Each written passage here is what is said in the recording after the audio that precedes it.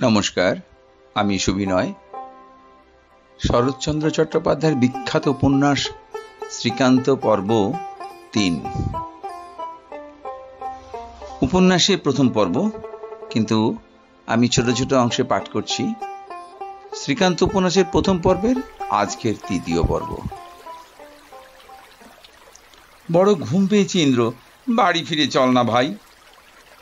ইন্দ্র একটুখানি হাসিয়া ঠিক যেন মেয়ে মানুষের মতো স্নেহার্দ্র কোমল স্বরে কথা কহিল, বলিল, ঘুম তো পাবার কথা ভাই, কি করব শ্রীকান্ত, আজ একটু দেরি হবেই, অনেক কাজ রয়েছে রে।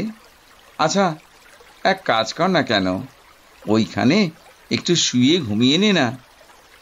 আর দ্বিতীয় অনুরোধ করিতে হইল না।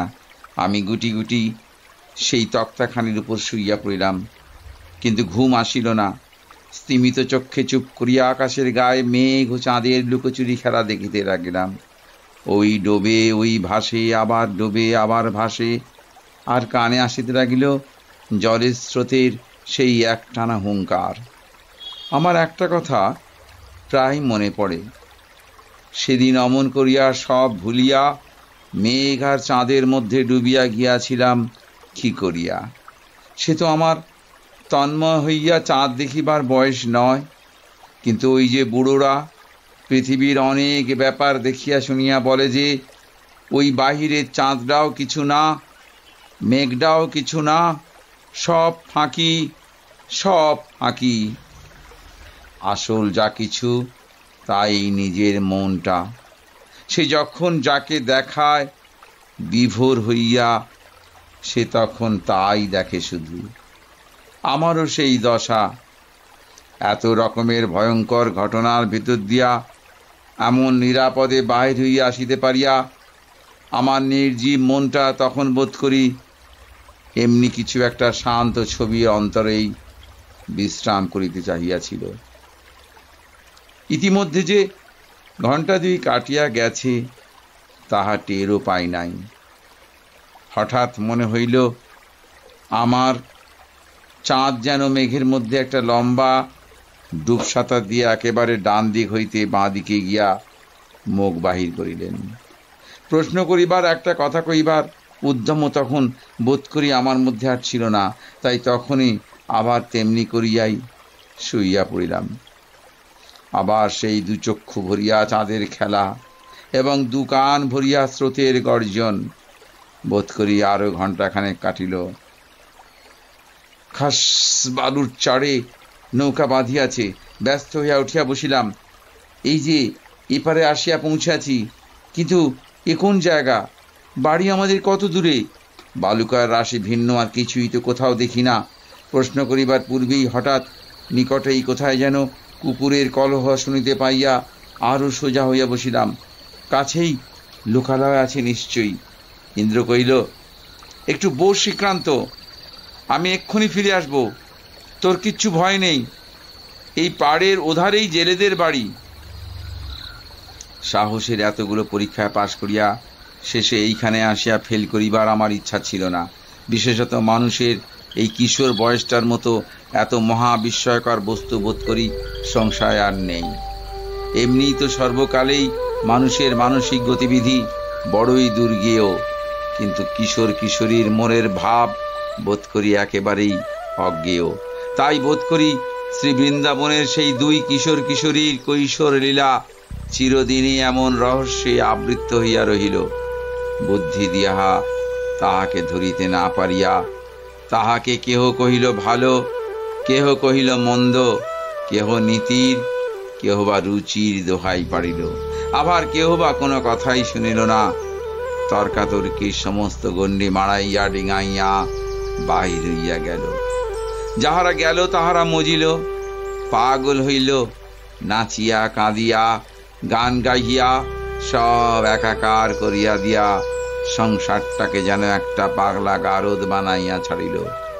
তখন যাহারা মন্দ বলিয়া গালি পাড়িল তাহারাও কহিল, এমন রসের উৎস কিন্তু আর কোথাও নাই। যাহাদের রুচির সহিত মিশ খায় নাই তাহারাও স্বীকার করিল, এই পাগলের দলটি ছাড়া সংসারে এমন গান কিন্তু আর কোথাও শুনিলাম না। কিন্তু এত কাণ্ড যাহাকে আশ্রয় করিয়া ঘটিল, সেই যে সর্বদিনের পুরাতন অথচ চিরনূতন বৃন্দাবনের বনে বনে দুটি কিশোর কিশোরীর অপরূপ লীলা, বেদান্ত যাহার কাছে ক্ষুদ্র, মুক্তিফল যাহার তুলনায় বারিশের কাছে বারি বিন্দুর মতোই তুচ্ছ, তাহার কে কবে অন্ত খুঁজিয়া পাইল না, পাওয়াও যায় না। তাই বলিতেছিলাম, তেমনি সেও তো আমার সেই কিশোর বয়স। যৌবনের তেজ এবং দৃঢ়তা না আসুক, তাহার দম্ভ তো তখন আসিয়া হাজির হইয়াছে।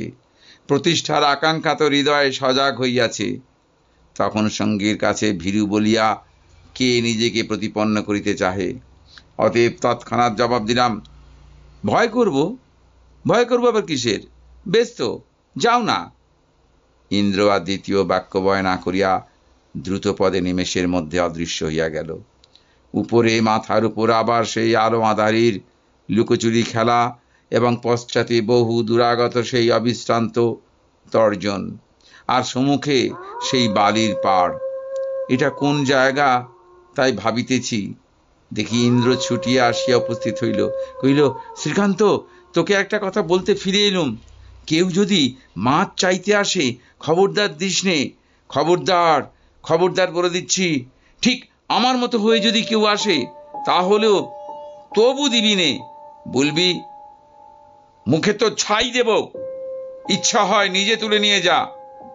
খবরদার হাতে করে দিতে যাস নে যেন।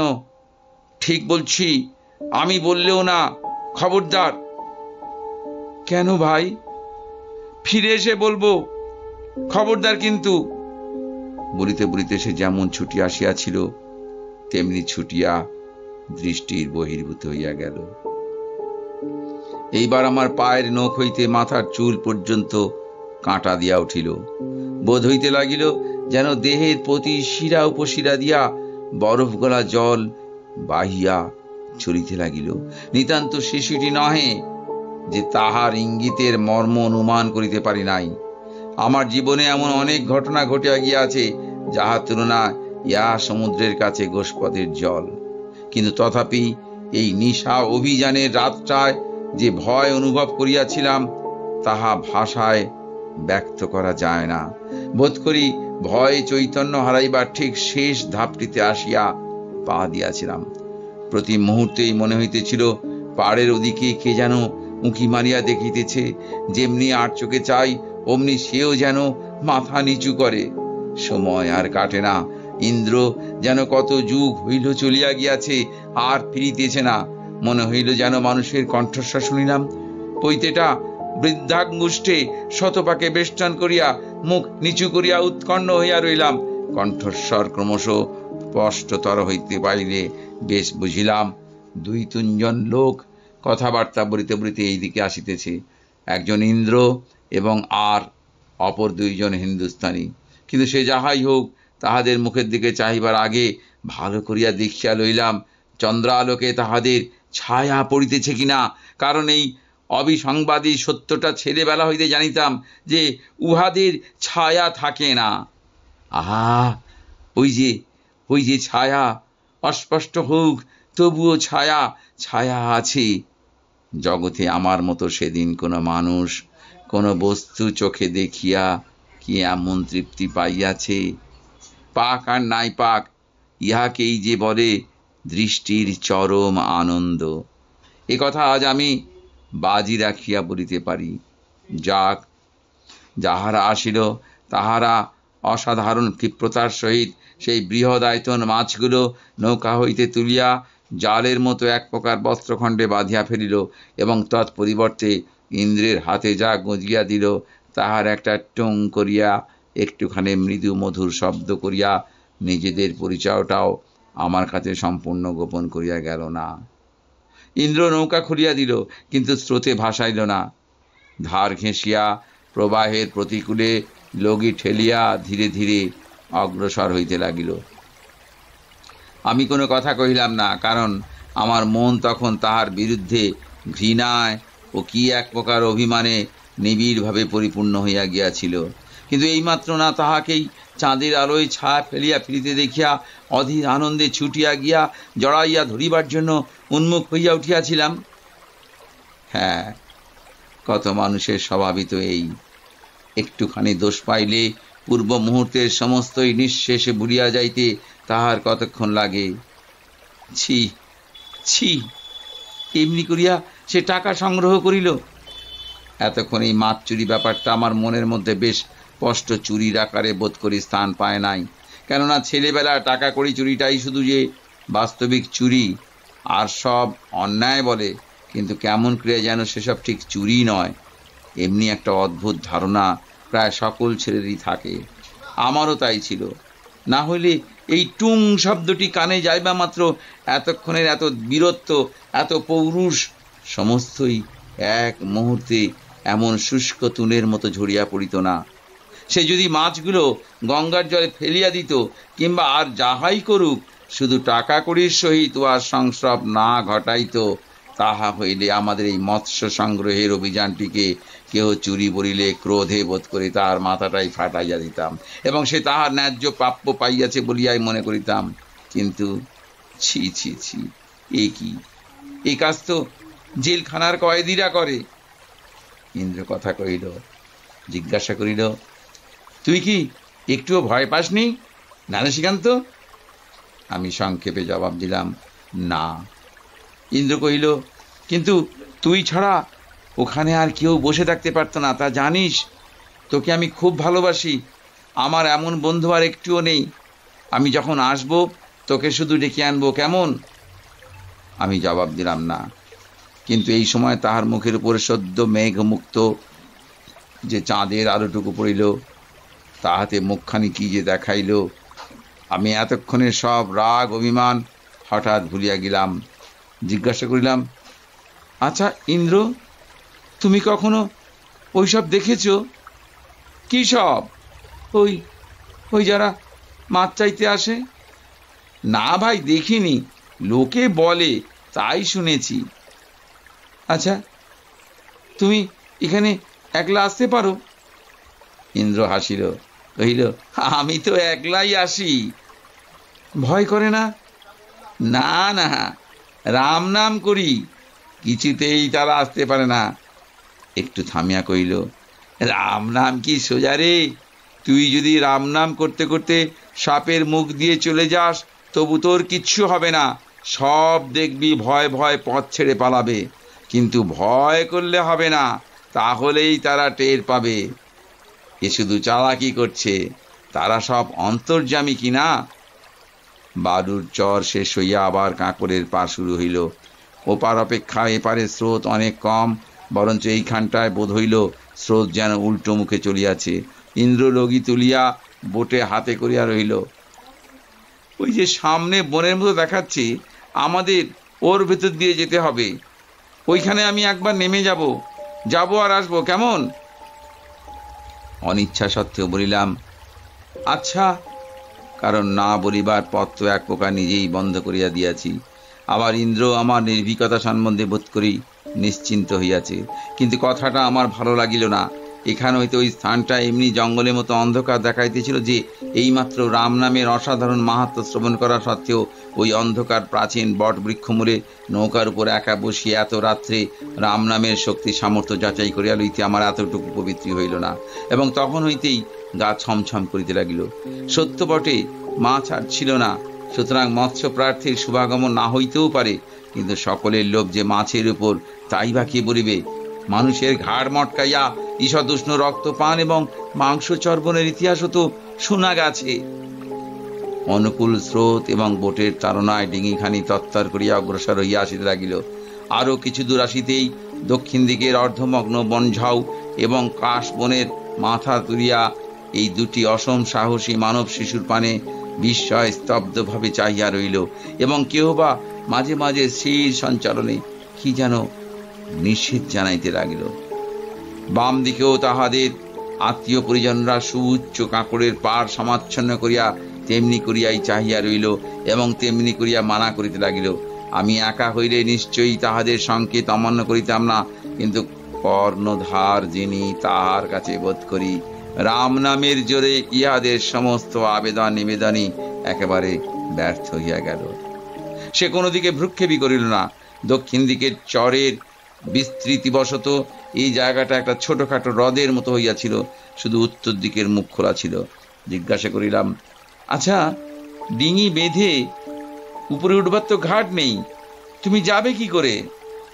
ইন্দ্র কহিল, ওই বট গাছ, ওর পাশেতেই একটা সরু ঘাট আছে। কিছুক্ষণ হইতে কেমন একটা দুর্গন্ধ মাঝে মাঝে হাওয়ার সঙ্গে নাকে আসিয়া লাগিতেছিল। যত অগ্রসর হইতেছিলাম ততই সেটা বাড়িতেছিল। এখন হঠাৎ একটা দমকা বাতাসের সঙ্গে সেই দুর্গন্ধটা এমন বিকট হইয়া নাকে লাগিল যে অসহ্য বোধ হইল। নাকে কাপড় চাপা দিয়া বলিলাম, নিশ্চয়ই কিছু পচেছে, তাই না ইন্দ্র? ইন্দ্র বলিল, মরা। আজকাল ভয়ানক কলেরা হচ্ছে কিনা, সবাই তো পড়তে পারে না, মুখে একটুখানি আগুন ছুঁয়ে ফেলে দিয়ে যায়, শিয়াল কুকুরে খায় আর পচে, তারই গন্ধ। কোনখানে কোনখানে ফেলে দিয়ে যায় ভাই? ওই হোতা থেকে হেতা পর্যন্ত সবটাই তো শ্মশান। যেখানে হোক ফেলে রেখে ওই বটতলার ঘাটে চান করে বাড়ি চলে যায়। আরে দূর, ভয় কিরে, ও শিয়ালে শিয়ালে লড়াই করছে। আচ্ছা আয় আয় আয়, আমার কাছে এসে বস। আমার গলা দিয়া স্বর ফুটিল না। কোনো মতে হামাগুড়ি দিয়া তাহার কোলের কাছে গিয়া বসিয়া পড়িলাম। সে ক্ষণকালের জন্য আমাকে একবার স্পর্শ করিয়া হাসিয়া বলিল, ভয় কি শ্রীকান্ত, কত রাত্রি একা একা আমি এই পথে যাই আসি, 3 বার রাম নাম করলে কার সদ্ধি আসে? তাহাকে স্পর্শ করিয়া দেহটাতে যেন একটু সাড়া পাইলাম। অস্পষ্টে কহিলাম, না ভাই, তোমাদেরই পায়ে পড়ি, এখানে কোথাও নেমো না, সোজা বেরিয়ে চলো। সে আবার আমার কাঁধে হাত থাকিয়া কইল, না শ্রীকান্ত, একটিবার যেতেই হবে, এই টাকা কটি না দিলেই নয়। তারা পথ চেয়ে বসে আছে, আমি 3 দিন আসতে পারিনি। টাকা টাকা কাল দিও না ভাই। না ভাই, অমন কথাটা বলিস নে, আমার সঙ্গে তুইও চল, কিন্তু কারুকে এ কথা বলিস নে যেন। আমি অস্ফুটে না বলিয়া তাহাকে তেমনি স্পর্শ করিয়া পাথরের মতো বসিয়া রইলাম। গলা শুকাইয়া কাঠ হইয়া গিয়াছিল, কিন্তু হাত বাড়াইয়া জল লইব কি নড়াচড়ার কোন প্রকার চেষ্টা করিব সাধ্যই আমার ছিল না। গাছের ছায়ার মধ্যে আসিয়া পড়ায় অদূরেই সেই ঘাটটি চোখে পড়িল, যেখানে আমাদের অবতরণ করিতে হইবে। তাহার উপরে যে গাছপালা নাই, স্থানটি ম্লান জ্যোৎস্নালোকেও বেশ আলোকিত হইয়াছে। দেখিয়া অত দুঃখেও একটু আরাম বোধ করিলাম। ঘাটের কাঁকড়ে ডিঙি ধাক্কা না খায়, এই জন্য ইন্দ্র পূর্বাহ্নেই প্রস্তুত হইয়া মুখের কাছে সরিয়া আসিল এবং লাগিতে না লাগিতেই লাফাইয়া পড়িয়া একটা ভয় জড়িত স্বরে ইস করিয়া উঠিল। আমিও তাহার পশ্চাতে ছিলাম, সুতরাং উভয় প্রায় এক সময় সেই বস্তুটির উপর দৃষ্টিপাত করিলাম। তবে সে নিচে, আমি নৌকার উপরে। অকাল মৃত্যু বোধ করি আর কখনো তেমন করুণ ভাবে আমার চোখে পড়ে নাই। ইহা যে কত বড় হৃদয় বেদী ব্যথার আধার, তাহা তেমন করিয়া না দেখিলে বোধ করি দেখাই হয় না। গভীর নিশীথে চারিদিক নিবিড় স্তব্ধতায় পরিপূর্ণ, শুধু মাঝে মাঝে ঝোপঝাড়ের অন্তরালে শ্মশানচারী শৃগালের ক্ষুধার্ত কলহ চিৎকার, কখনো বা বৃক্ষপবিষ্ট অর্ধসুপ্ত বৃহৎ এগায় পক্ষীর পক্ষ তাড়ন শব্দ, আর দূরগত তীব্র জলপ্রবাহের অবিশ্রাম হু হু হু আর্তনাদ। ইহার মধ্যে দাঁড়াইয়া উভয় নির্বাক নিস্তব্ধ হইয়া এই মহাকরুণ দৃশ্যটির পানে চাহিয়া রইলাম।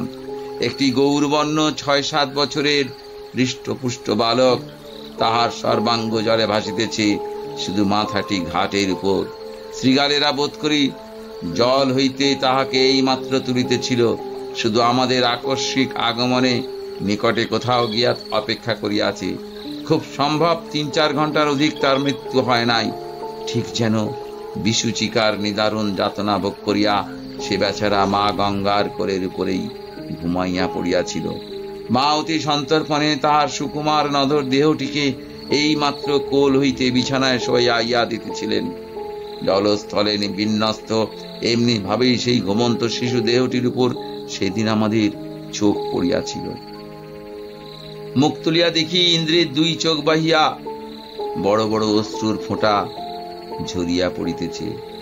সে কহিল, তুই একটু সরে দাঁড়া শ্রীকান্ত, আমি এই বেচারাকে ডিঙিতে তুলে ওই চড়ার ঝাউবনের মধ্যে জলে রেখে আসি। চোখের জল দেখিবা মাত্র আমার চোখেও জল আসিতেছিল সত্য, কিন্তু ছোঁয়াছুঁয়ির প্রস্তাবে আমি একেবারে সংকুচিত হইয়া পড়িলাম। পর দুঃখে ব্যথা পাইয়া চোখের জল ফেলা সহজ নয়, তাহা অস্বীকার করি না, কিন্তু তাই বলিয়া সেই দুঃখের মধ্যে নিজের দুই হাত বাড়াইয়া আপনাকে জড়িত করিতে যাওয়া সে ঢের বেশি কঠিন কাজ। তখন ছোট বড় কত জায়গাতেই না টান ধরে। একে তো এই পৃথিবীর সেরা সনাতন হিন্দুর ঘরে বশিষ্ঠ ইত্যাদি পবিত্র পূজ্য রক্তের বংশধর হইয়া জন্মিয়া জন্মগত সংস্কার বশত মৃতদেহ স্পর্শ করাকেই একটা ভীষণ কঠিন ব্যাপার বলিয়া ভাবিতে শিখিয়াছি। ইহাতে কতই না শাস্ত্রীয় বিধিনিষেধের বাঁধাবাঁধি, কতই না রকমারি কাণ্ডের ঘটা, তাহাতে কোন রোগীর মরা, কার ছেলে, কি জাত, কিছুই না জানিয়া এবং মরিবার পর এই ছোকরা ঠিক মতো প্রায়শ্চিত্ত করিয়া ঘর হইতে বাহির হইয়াছিল কিনা সে খবরটা পর্যন্ত না লইয়াই ইহাকে স্পর্শ করা যায় কিরূপে? কুণ্ঠিত হইয়া সেই জিজ্ঞাসা করিলাম, কি জাতির মরা, তুমি ছোঁবে? ইন্দ্র সরিয়া আসিয়া এক হাত তাহার ঘাড়ের তলায় এবং অন্য হাত হাঁটুর নিচে দিয়া একটা শুষ্ক তৃণখণ্ডের মতো স্বচ্ছন্দে তুলিয়া লইয়া চলিল, নইলে বেচারাকে শিয়ালে ছেঁড়াছিড়ি করে খাবে। আহা, মুখে এখনো এর ওষুধের গন্ধ পর্যন্ত রয়েছে রে বলিয়া নৌকার যে তক্তাখানির উপর ইতিপূর্বে আমি শুইয়া পড়িয়াছিলাম তাহারই উপর শোয়াইয়া নৌকা ঠেলিয়া দিয়া নিজেও চড়িয়া বসিল। কহিল, মরার কি জাত থাকে রে? মরার কোনো জাত থাকে না। আমি তর্ক করিলাম, কেন থাকবে না? ইন্দ্র কহিল, আরে এই যে মরা, মরার আবার জাত কি? এই যেমন আমাদের ডিঙিটা, এর কি জাত আছে? আম গাছ, জাম গাছ, বুঝলি না? এও তেমনি। দৃষ্টান্ত যে নেহাত ছেলে মানুষের মতো এখন তাহা জানি, কিন্তু অন্তরের মধ্যে ইহাও তো অস্বীকার করিতে পারি না, কোথাও যেন অতি তীক্ষ্ণ সত্য ইহারই মধ্যে আত্মগোপন করিয়া আছে। মাঝে মাঝে একটি খাঁটি কথা সে বলিতে পারিত। তাই আমি অনেক সময় ভাবিয়াছি, ওই বয়সে কাহারও কাছে কিছু মাত্র শিক্ষা না করিয়া বরঞ্চ প্রচলিত শিক্ষা সংস্কারকে অতিক্রম করিয়া এই সকল তত্ত্ব সে পাইত কোথায়। এখন কিন্তু বয়সের সঙ্গেই ইহার উত্তরটাও যেন পাইয়াছি বলিয়া মনে হয়। কপটতা ইন্দ্রের মধ্যে ছিল না, উদ্দেশ্যকে গোপন করিয়া কোনো কাজ সে করিতেই জানিত না।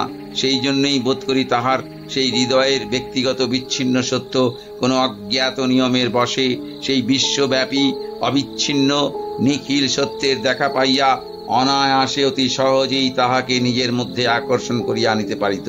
তাহার শুদ্ধ সরল বুদ্ধি পাকা ওস্তাদের উমেদারি না করিয়াই ঠিক ব্যাপারটি টের পাইত। বাস্তবিক অকপট সহজ বুদ্ধি সংসারে পরম এবং চরম বুদ্ধি, ইহার উপরে তো কেহই নাই। ভালো করিয়া দেখিলে মিথ্যা বলিয়া তো কোনো বস্তুরই অস্তিত্ব এ বিশ্ব ব্রহ্মাণ্ডে চোখে পড়ে না। মিথ্যা শুধু মানুষের বুঝিবার এবং বুঝাইবার ফল। সোনাকে পিতল বলিয়া বুঝানো মিথ্যা, বুঝাও মিথ্যা তাহা জানি, কিন্তু তাহাকে সোনারই বা কি আর পিতলেরই বা কি আসে যায়? তোমরা যাহা ইচ্ছা বোঝো না, তাহারা যা তাই তো থাকে। সোনা মনে করিয়া তাহাকে সিন্ধুকে বন্ধ করিয়া রাখিল, তাহার সত্যকার মূল্য বৃদ্ধি হয় না। আর পিতল বলিয়া টান মারিয়া বাইরে ফেলিয়া দিল, তাহার দাম কমে না। সেদিনও সে পিতল, আজও সে পিতলই। তোমার মিথ্যার জন্য তুমি ছাড়া আর কেহ দায়ী নয়। ভ্রুক্ষেপও করে না। এই বিশ্ব ব্রহ্মাণ্ডের সমস্তটাই পরিপূর্ণ সত্য। মিথ্যার অস্তিত্ব যদি কোথাও থাকে, তবে সে মানুষের মন ছাড়া আর কোথাও নাই।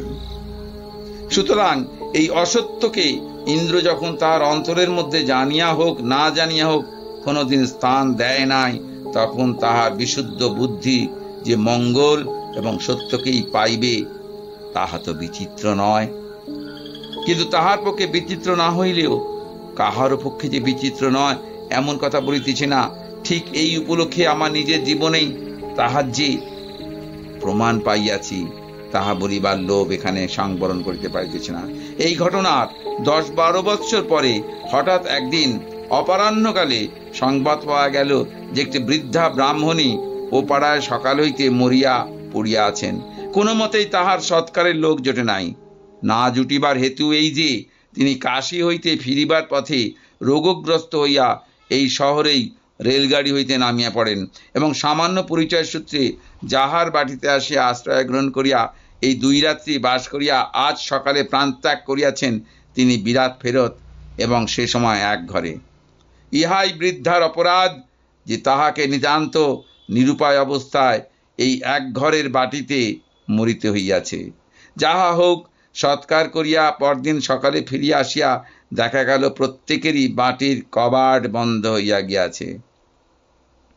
শুনিতে পাওয়া গেল গত রাত্রি 11টা পর্যন্ত হারিকেন লণ্ঠন হাতে সমাজপতিরা বাড়ি বাড়ি ঘুরিয়া বেড়াইয়াছেন এবং স্থির করিয়া দিয়াছেন যে এই অত্যন্ত শাস্ত্র বিরুদ্ধ অপকর্ম অর্থাৎ দাহ করার জন্য এই কুলঙ্গার দিগকে কেশচ্ছেদ করিতে হইবে, ঘাট মানিতে হইবে এবং এমন একটা বস্তু সর্বসমক্ষে ভোজন করিতে হইবে যাহা সুপবিত্র হইলেও খাদ্য নয়।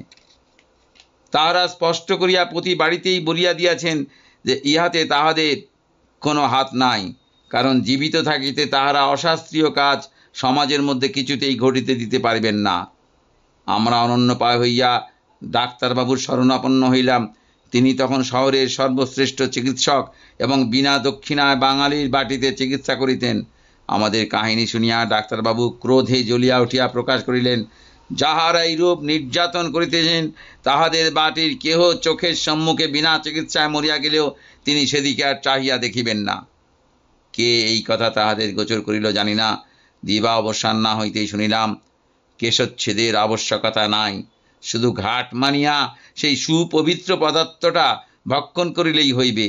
আমরা স্বীকার না করায় পরদিন প্রাতঃকালে শুনিলাম, ঠিক আছে, ওই পদার্থটা ভক্ষণ করিতে হইবে না, শুধুমাত্র ঘাট মানিলেই হইবে। ওটা না হয় নাই বা খাইলাম। ইহাও অস্বীকার করা শোনা গেল আমাদের এই প্রথম অপরাধ। তাই তারা এমনি মার্জনা করিয়া দিলেন, প্রায়শ্চিত্ত করিবার আবশ্যকতা নাই।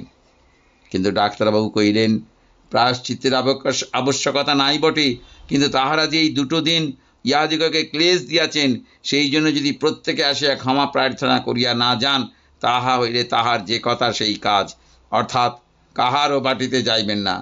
তারপর সেই সন্ধ্যাবেলাতেই ডাক্তারবাবুর বাটিতে একে একে বৃদ্ধ সমাজপতিদিগের শুভাগমন হইয়াছিল।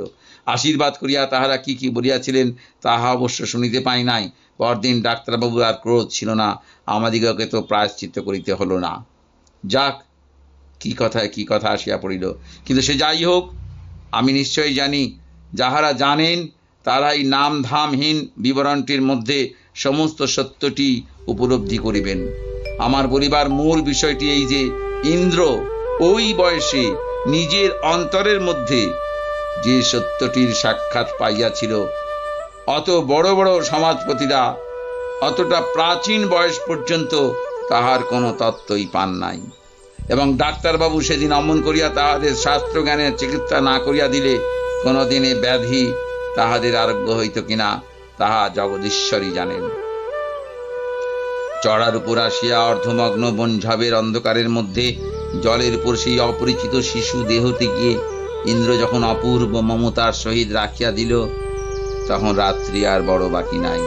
কিছুক্ষণ ধরিয়া সেই সবের পানে মাথা ঝুঁকাইয়া থাকিয়া অবশেষে যখন মুখ তুলিয়া চাহিল, তখন অস্ফুট চন্দ্রালোকে তাহার মুখের যতটুকু দেখা গেল তাহাতে অত্যন্ত ম্লান এবং উৎকণ্ঠ হইয়া অপেক্ষা করিয়া থাকিলে যেরূপ দেখায় তাহার শুষ্ক মুখে ঠিক সেই ভাব প্রকাশ পাইল। আমি বলিলাম, ইন্দ্র, এইবার চলো। ইন্দ্র অন্যমনস্ক কহিল, কোথায়? এই যে বললে কোথায় যাবে? থাক, আজ আর না। আমি খুশি হইয়া কহিলাম, বেশ বেশ ভাই, তাই চলো, বাড়ি চলো।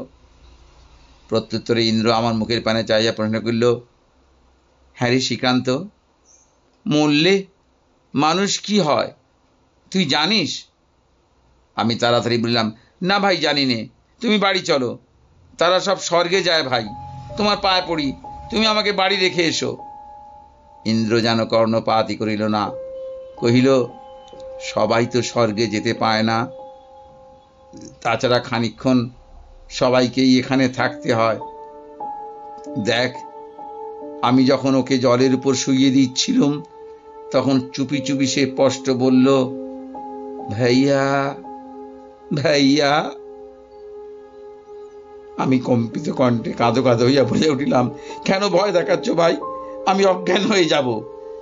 ইন্দ্র কিন্তু কথা কইল না, অভয় দিল না। ধীরে ধীরে বোটে হাত করিয়া নৌকা ঝাউবন হইতে বাহিরে ইয়া ফেলিল এবং সোজা বাহিতে লাগিল। মিনিট দুই নিঃশব্দে থাকিয়া গম্ভীর মৃদুস্বরে কহিল, শ্রীকান্ত, মনে মনে রাম নাম কর, সে নৌকা ছেড়ে যায়নি, আমার পিছনেই বসে আছে। তারপর সেইখানেই মুখ গুজিয়া উপুড় হইয়া পড়িয়াছিলাম, আর আমার মনে নাই। যখন চোখ চাহিলাম তখন অন্ধকার নাই, নৌকা কিনারায় লাগানো। ইন্দ্র আমার পায়ের কাছে বসিয়াছিল, কহিল, এইটুকু হেঁটে যেতে হবে ভাই, এইটুকু হেঁটে যাবে। শ্রীকান্ত, উঠে বস এবার।